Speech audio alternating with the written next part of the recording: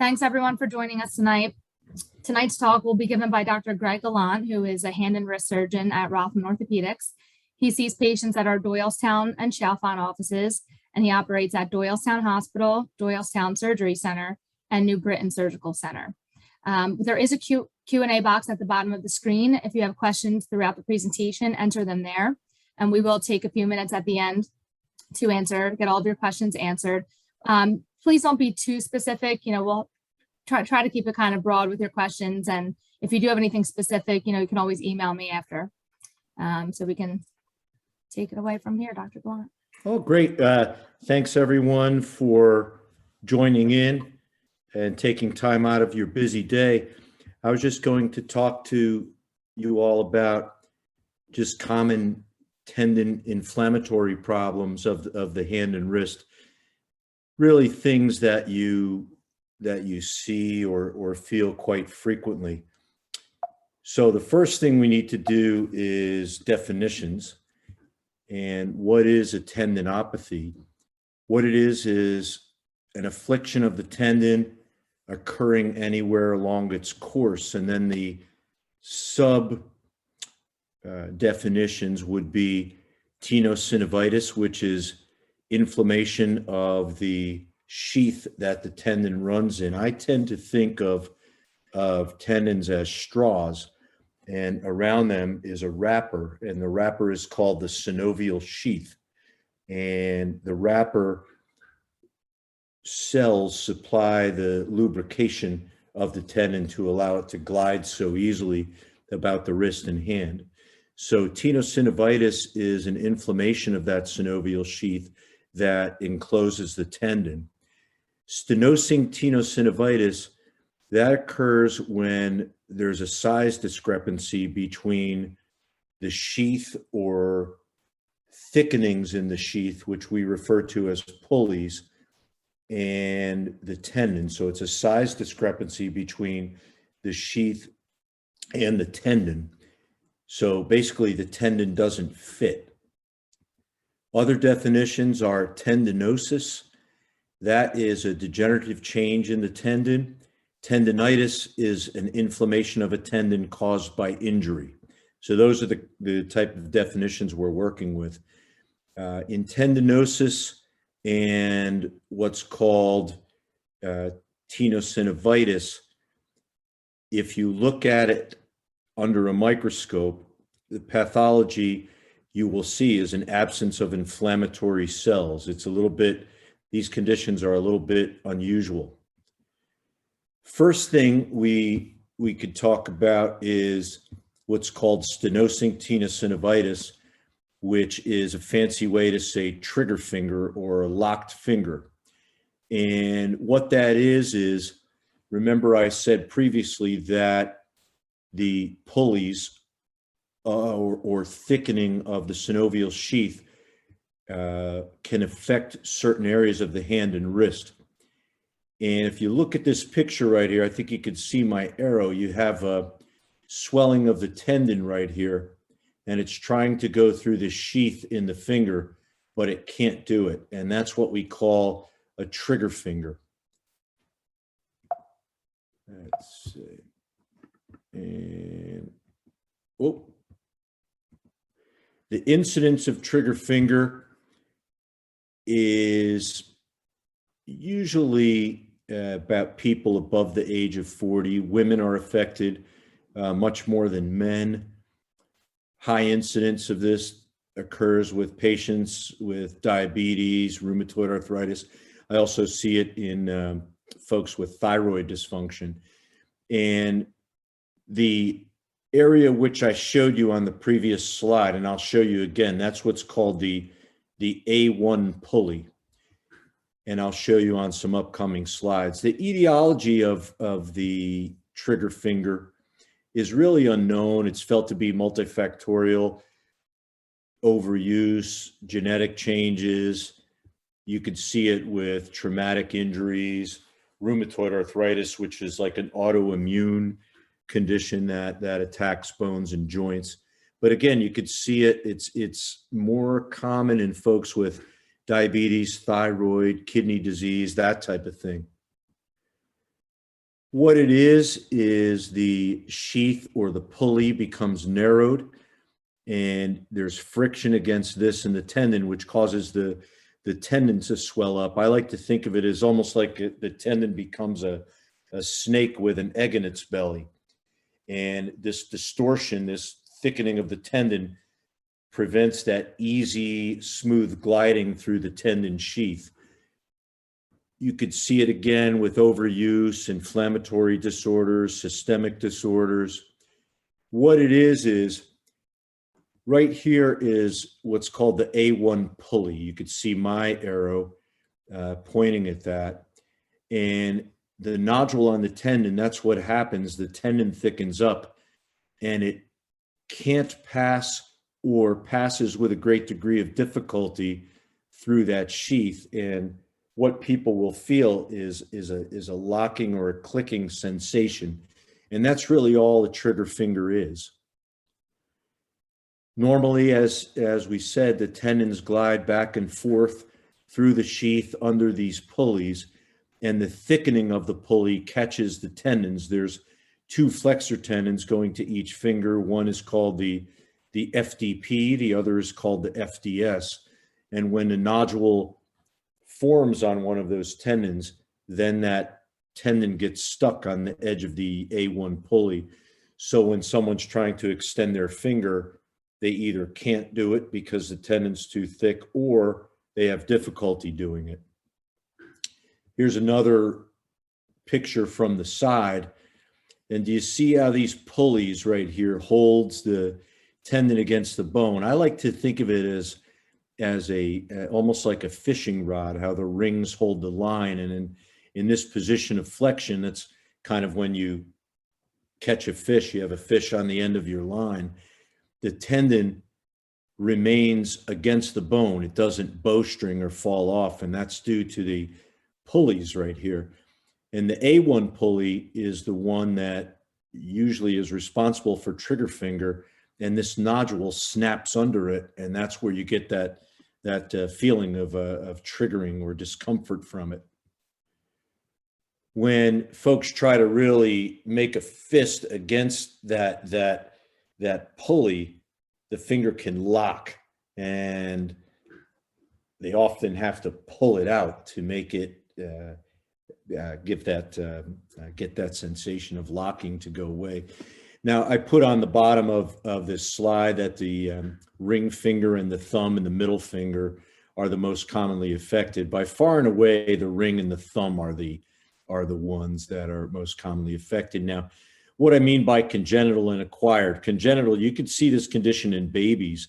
Most often it's trigger thumb, and usually they're born with that thicker A1 pulley in the region of the thumb.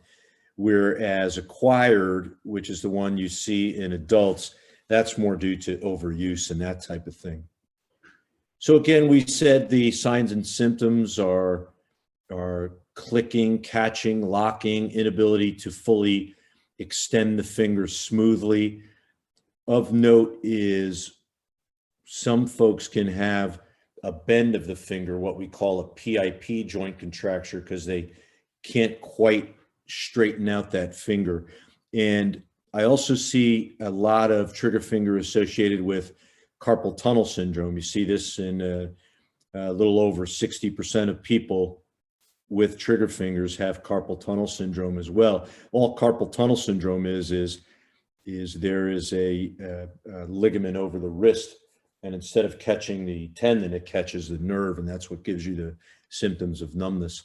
So what do you do for a trigger finger? In my mind, I divide it into conservative and surgical treatment options. Can try splints, therapy program, oral anti-inflammatories, cortisone injection. I would say braces or splints can provide relief anywhere from 40 to 80% of cases. What it does really is rests that finger at that particular joint down low in the finger, and sometimes that rest can allow it to help. Physical therapy is usually aimed at the two tendons kind of gliding differently, and also to make a splint. This is just an example of the splints that our therapists use kind of off the shelf. And you could see it prevents this middle or this knuckle further up from bending, but allows this further down to bend. And that tends to help relieve that symptom of, or prevent, I should say, that symptom of locking, clicking when bending the finger. Steroid injection, very common. I usually say that steroid injections 4 out of 5 times, one shot, gone forever, never to bother you again. But 1 out of 5 folks, it's usually a temporary fix. Pretty rare that it doesn't work at all, but if you're the 1 out of 5, usually it's, I would say the shot helps for a few months and then comes back at a later date. Recurrence is high in folks with diabetes, and also when other multiple digits are affected. And what we do is inject right in that A1 pulley. You see that needle is going right into that A1 pulley region. And I have to say, you know, we do put a little topical freezing spray on that area, but this shot does get your attention for about 2 seconds. I've had them myself, and they are a little bit uncomfortable, but very effective. Finally, if the shot doesn't work or conservative measures fail, what we end up doing is a release. And you could see right here, we make like a little transverse incision and release that particular A1 pulley. Right here, you could see this knife about to snip that A1 pulley right in that area. That's a very successful surgery. I usually do it with a little bit of sedation because it's uncomfortable to undergo this, and then put a little Novocaine in there as well. And we release that A1 pulley. Now, I have to say, sometimes that's not enough, releasing the A1 pulley. Sometimes that tendon is so thick that you have to excise a portion of it or the entire superficial section of the tendon. You can see here I have FDP, FDS tendons. Basically what it means is FDS is the superficial or more palm oriented tendon, and the P is just another way to say profundus or deep, is the way you refer to it. That's the deeper tendon. And that usually is not a problem. It's that FDS one that can get kind of really super thick. And if that's the case, what I do is I have folks, after I release the A1 pulley, they have a little twilight anesthesia, but they're wide awake enough to, I shouldn't say wide awake, they're awake enough to make a fist for me. And if they're still triggering, then I know that's usually coming from the tendon. So options in that situation are to take a portion of tendon, or sometimes you have to release the entire tendon. Our antennas go up for that particular condition when there's a flexion deformity of this joint of the finger, which is indicative of a long-standing trigger finger. So I wanted to show you, this is what I mean by the FDP and FDS tendons. It's really kind of a neat system. The FDS tendon, the superficial one at the level of that pulley, glides up this way, splits into 2, while the deeper one comes through it and connects and flexes the last joint. And you could see where the superficial tendon splits, and it has 2 connection points, and it flexes this joint as well. So pretty complicated system. These little areas right here, those are called the vinculum, and they supply the blood supply to the tendons. But usually what you end up doing is, if the tendon is stiff and after you release the pulley, there's still triggering, you release or really excise one of these slips of the tendon, and it still works fine. It just relieves the triggering. So this is a divided pulley. And this allows the tendons to kind of slide underneath and not catch anymore. That's kind of what it looks like. You don't excise the pulley, you just divide the pulley. So that's the first type of tendinopathy. The second most common, I would say, is something called de quervains. And what that is along the what we call the radial side of the wrist. This is the radius bone and the ulna bone over here. The radial side of the wrist, there's a compartment where two tendons slide, and they allow the thumb to extend, named after someone from the 1880s. And really what it is, it's the same thing as a trigger finger, but it's a tight sheath along the wrist instead of the finger. And here's just a drawing of it. You could see this is the compartment that these tendons run under, and this compartment right here becomes too thick.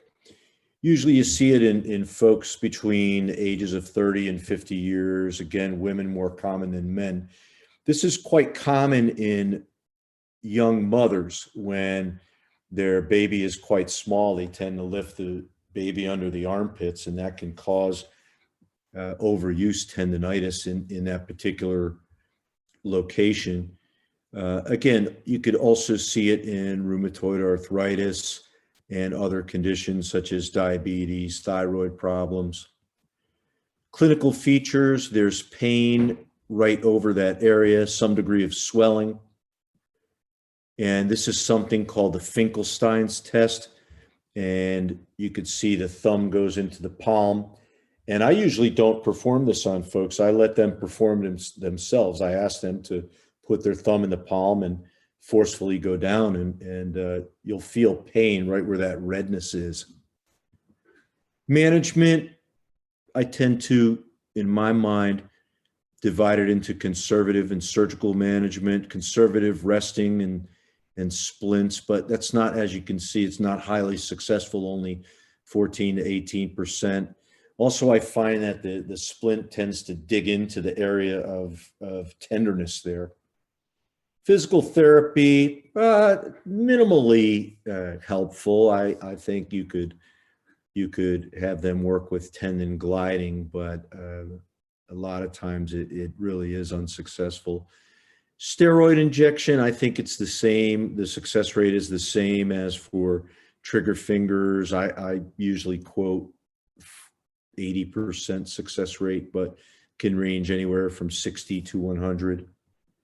Steroid injection is pretty easy for this little needle kind of right in that area. The red right here is nerve. That's something obviously you'd like to avoid, so you kind of go a little bit away from it. You just have to know kind of exactly where to put that needle.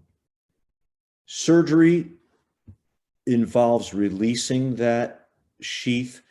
You could see right here in the picture the tendons kind of going and flowing underneath the sheath. These retractors are used to retract nerves and vessels out of the way. And what we're doing right here is snipping that tight covering over the tendon, and when you're done, you should see the tendons instead of the sheath in their way. The third condition is something called intersection syndrome, and you see this with overuse, frequent use of the wrist. I tend to see this. I don't know if we have any rowers out there, but I tend to see this in rowers quite a bit, and it's really just overuse of what we call the second compartment tendons. And what happens is, the intersection syndrome is there's a point. These are the tendons that I talked to you before that are affected in de quervains, but further upstream, they rub against these other tendons, which are in what's called the second compartment. And this intersection point can cause pain. So it's located right at that particular area, and usually exacerbated by wrist motion. particularly if you resist someone's extension. I think the most common thing I see is what's called crepitus, and it's what it is. It's a crackling sensation right in that area, and it's alarming when people feel it, but it really is just a form of tendonitis. I have to admit, I've seen patients admitted to the intensive care unit because people think that they have a gas infection, which you'd feel like crackling under the skin, and go into the ICU and see them and find out that it's just kind of a tendon inflammation, but it really is kind of an alarming thing. Rarely ever have to put these folks on for any kind of surgical procedure. Usually it's just a bracing, anti-inflammatory medications, rest, and I find within a few weeks people are significantly improved. Cortisone shot can be helpful, but rarely again is surgery indicated. This is very common, one of the more common tendinitis of the wrist, probably in the top 4. See this a lot in tennis players and golfers. It's called the Extensor carpi ulnaris synovitis. And where that is, this is the picture of the wrist. You feel it on the outside of your wrist as opposed to quervains, which we talked about earlier. It's quite painful, and it has to be distinguished between a wrist ligament tear. Sometimes you could distinguish that by examination. Other times MRI is necessary. That ECU tendon, its function is to kind of bring the wrist over like a hammering motion. So you can imagine with tennis or golf, you can get quite a bit of overuse. But again, there's a structure, a ligament called the TFCC that's quite close by, and you have to really examine someone carefully to determine if that is torn or not.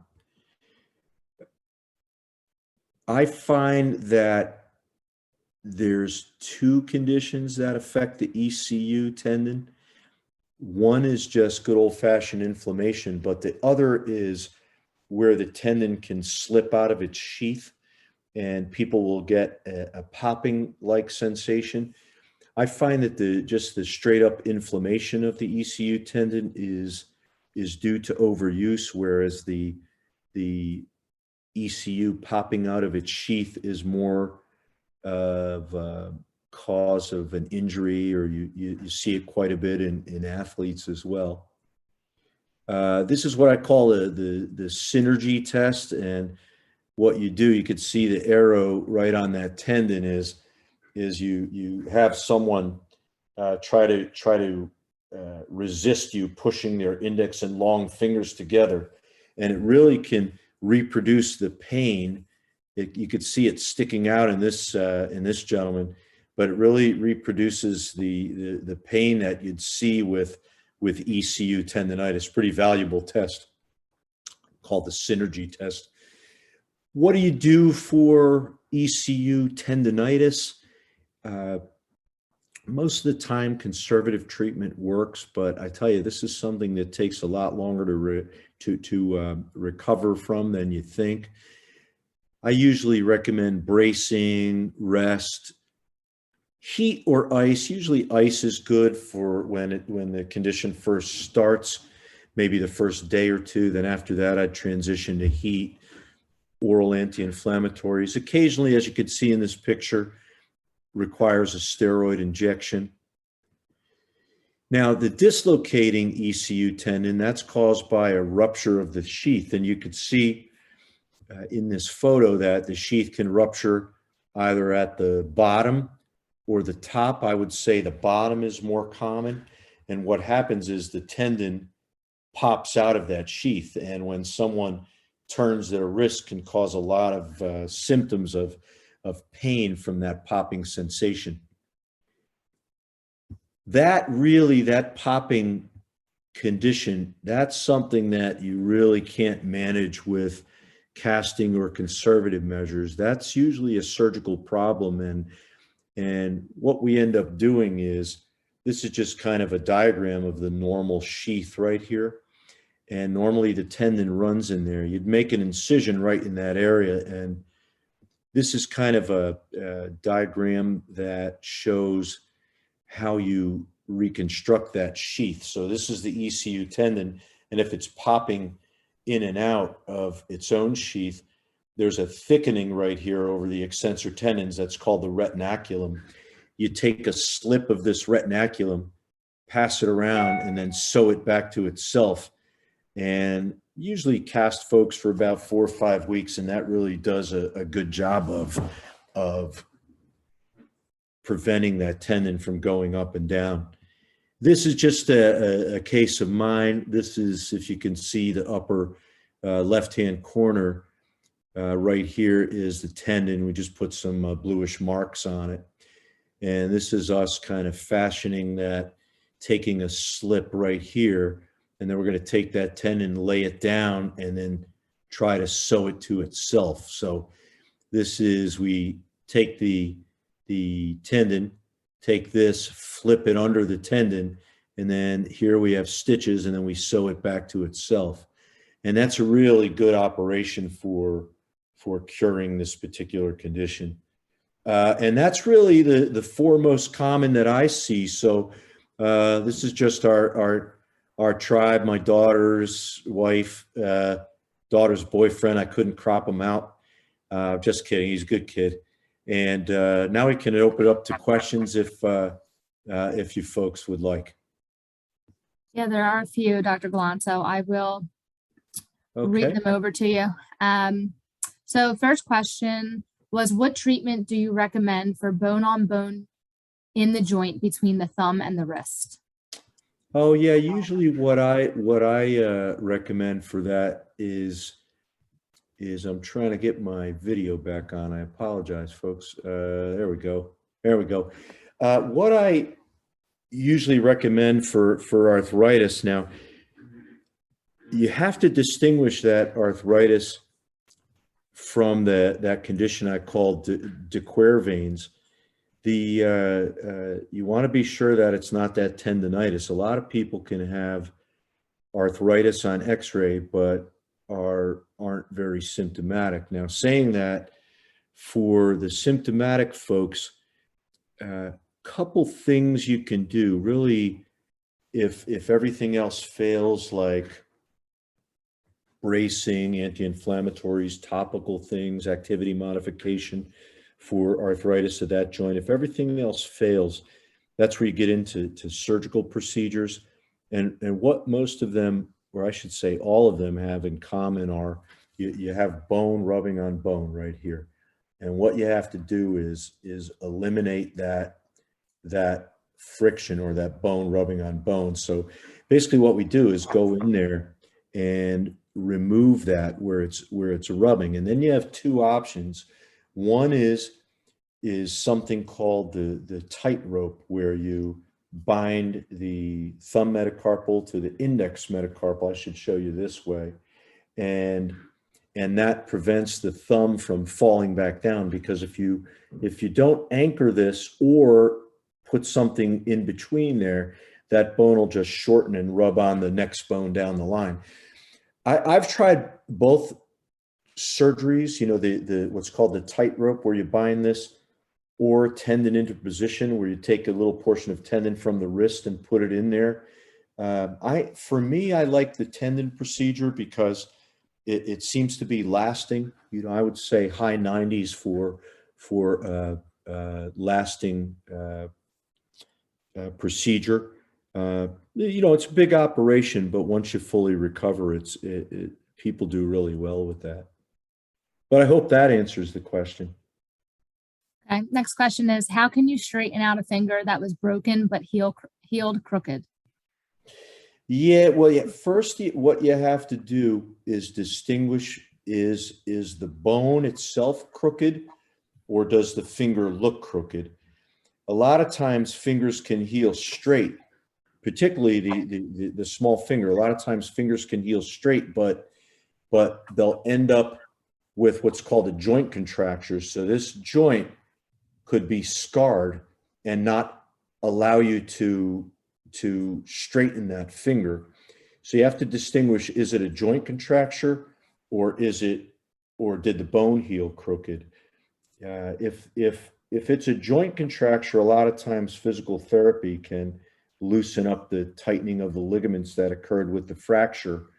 If that fails and the condition's quite severe, you can go in and release some of that scar tissue to try to straighten that finger or prevent that from contracting, or prevent that from having that big contracture.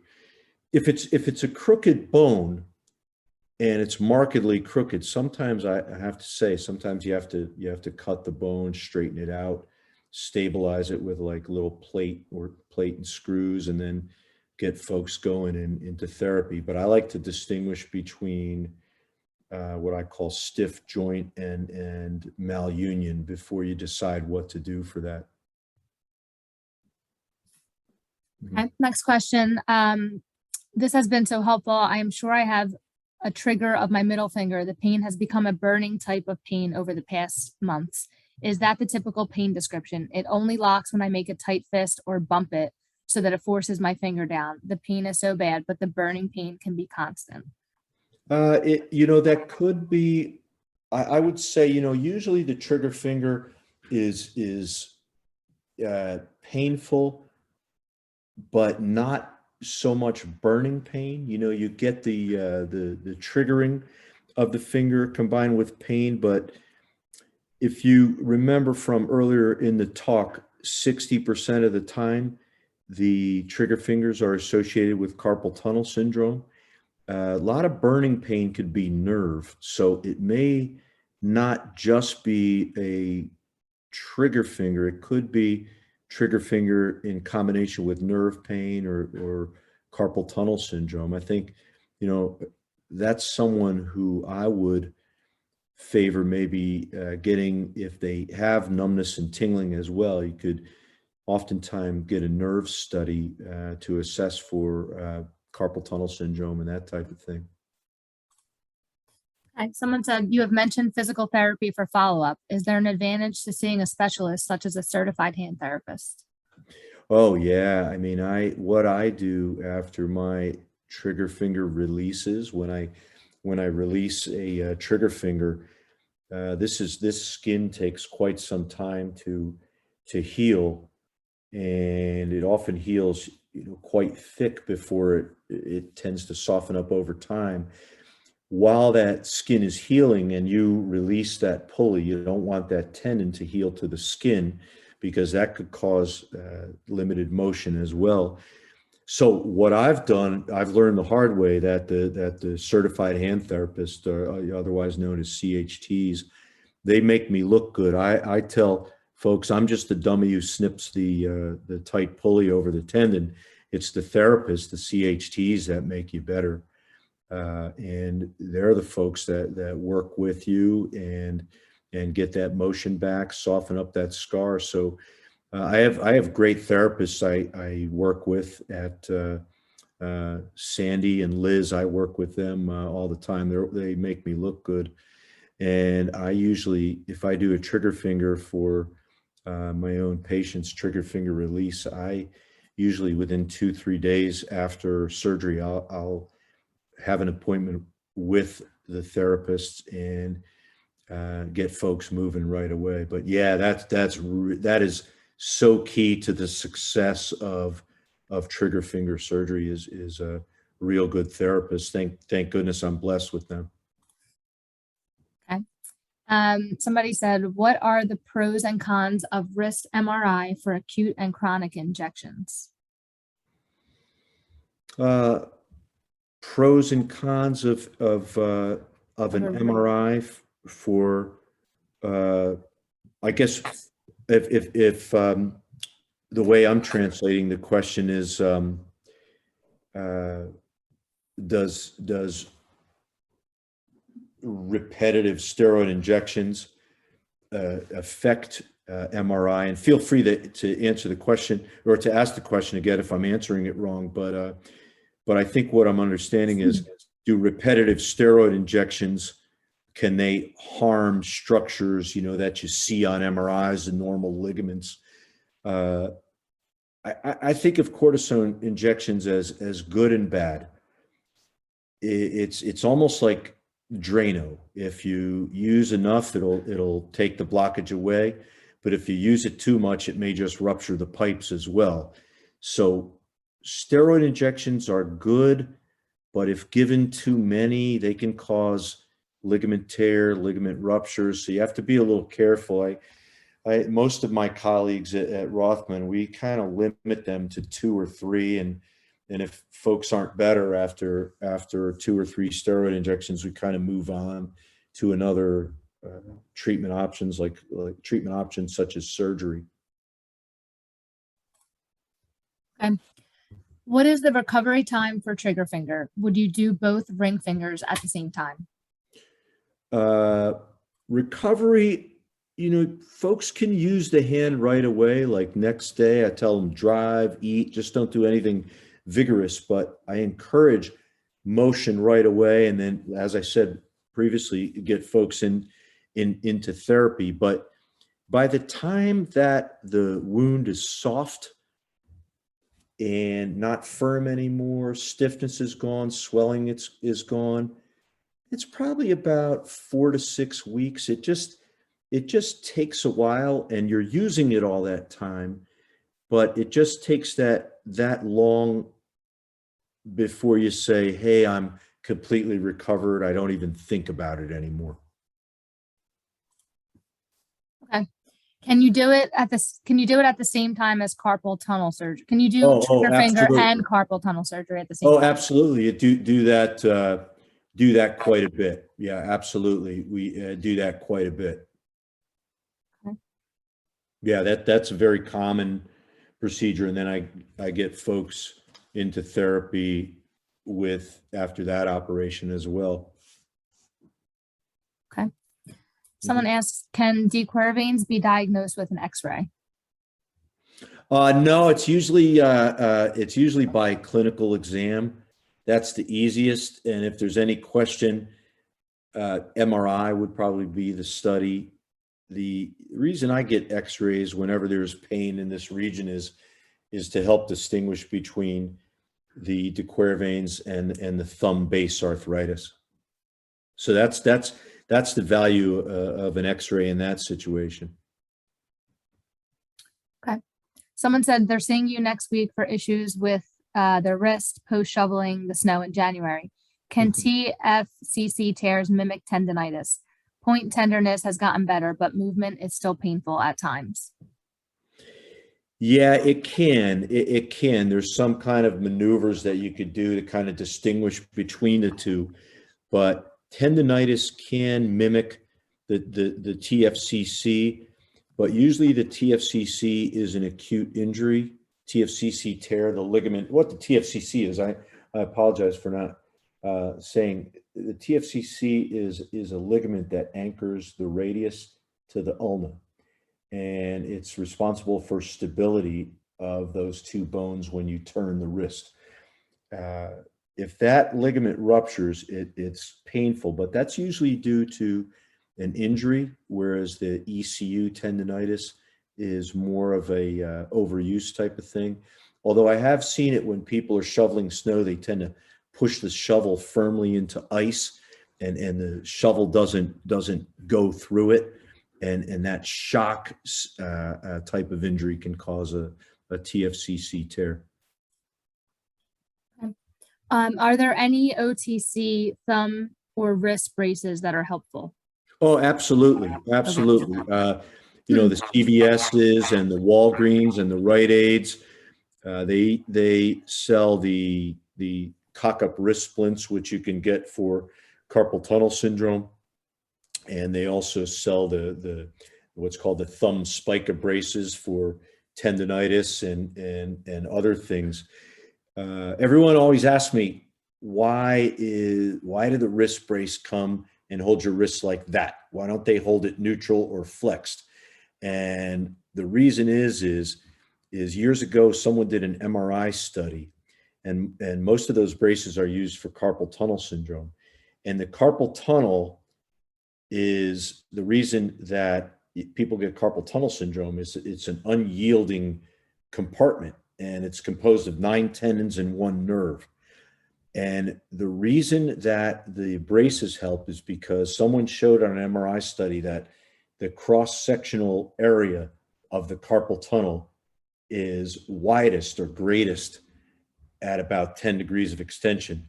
And that takes pressure off that nerve, off what's called the median nerve in carpal tunnel syndrome. And that's why the braces work, and that's why they come off the shelf in the extended position. Next question. How do you fix a partial tear in the bilateral tendon of an elbow? A partial tear in the tendon of the elbow. It sounds like the question is regarding like tennis elbow. That's what you see it. And what tennis elbow is the outside of your elbow right here. That tendon becomes inflamed. And I tend to think of it as like a 3-lane highway. So what happens, that tendon, if you see my 3 fingers, that's the tendon, and my fist is the bone. That's how it connects. And usually a complete rupture or tear, there's complete separation. But partial, it's usually that middle lane. If you could see, I'm moving my middle finger right here. Usually that middle lane is detached. And that's the most common culprit in tennis elbow, or the fancy name is lateral epicondylitis. And the way you fix that, if it doesn't heal on its own with conservative measures, therapy, cortisone shots, anti-inflammatories, the way you fix that problem is you actually physically excise that middle lane and sew the other 2 lanes together. So you narrow the tendon and you get rid of the inflamed portion. I usually try to exhaust conservative measures with the things I mentioned: therapy, stretching, heat rather than ice for that particular condition, and cortisone injections. And if it doesn't fail, that's when you get into the more surgical options. But very, very common condition. And it's usually due to lack of really good blood supply to that middle lane that connects. And it not just an individual person, but everybody with that, just a lousy area for blood supply. And if you can't get a blood supply to that particular area, you can't heal it. And that's why a lot of folks have persistent pain, and that's why that condition is so common. Okay. Next question. How does an EMG differentiate the quervain syndrome from carpal tunnel syndrome? The de Quervain's is more of a tendinitis, and the EMG called the electromyogram. They usually say EMG/NCS. EMG is an electromyogram, and the NCS is nerve conduction studies.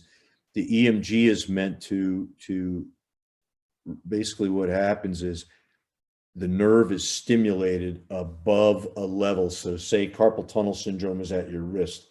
You stimulate the nerve above that level.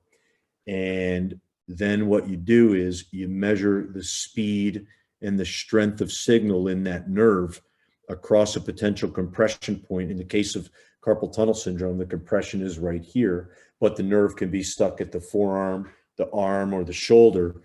And EMG, you stimulate the nerve, you measure the speed and strength of signal.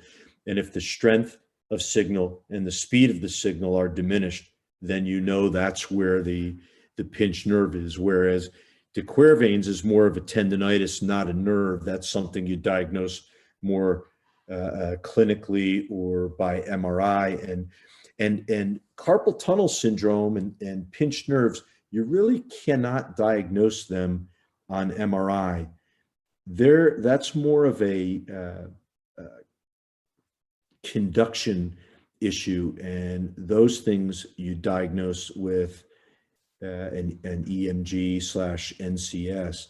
So my answer to the question would be I would diagnose the carpal tunnel syndrome with the EMG, and I would diagnose the de quervains with clinical examination or MRI. Okay. Next question. When would you recommend a patient gets a custom-made orthosis, since not all over-the-counters fit everyone?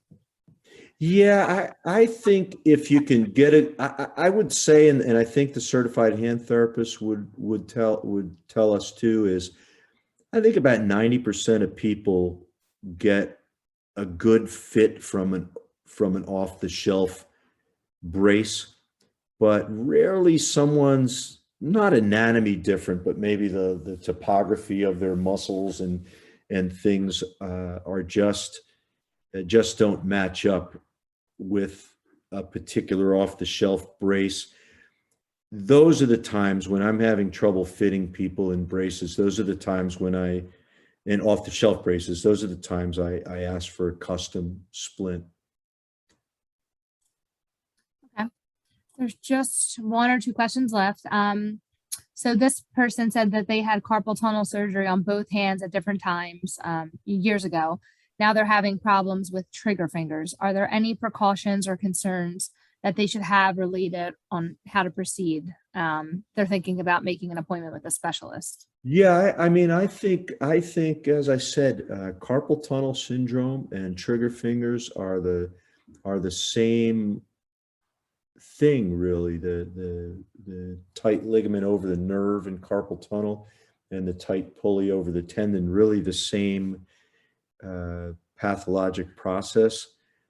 So I think really it goes hand in hand. Carpal tunnel syndrome and trigger fingers go hand in hand. And I definitely would make an appointment with a specialist. Maybe it'd just be a simple thing as one of those splints I showed you, or steroid injection. But yeah, those usually go hand in hand. Okay. This person says they have the opposite of trigger finger. My first digit on one hand and the second digit on the other hand freezes open, not closed, and I have to manually close them. Very painful. Yeah, that makes a lot of sense. Do you folks remember that slide that I showed you where the finger was in a flexed position, where the tendon had a little ball on it? The reason folks are stuck in an extended position is the ball is on the other side of that pulley. So instead of it being stuck on this way, and when you straighten it clicks, if it's on the other side, you can't bring that finger down. That's just a less common form of trigger finger, but we still define it as trigger finger. That's not uncommon. Okay. I hope that makes sense, that explanation. Yes. It looks like that was the last question. So if there are any further questions, or you think of something, you all have my email. Please feel free to email me, or if you want to make an appointment with Dr. Gallant or a consultation, please feel free to reach out. And thanks for joining us tonight. We hope you found the presentation informative. Thanks, everyone. Go out and enjoy the rest of the day. It's warm as can be outside. Natalie is absolutely wonderful. And thank you again, Natalie. Thanks, Dr. Gallant. Thanks, everyone. Have a great night. Yeah, take care.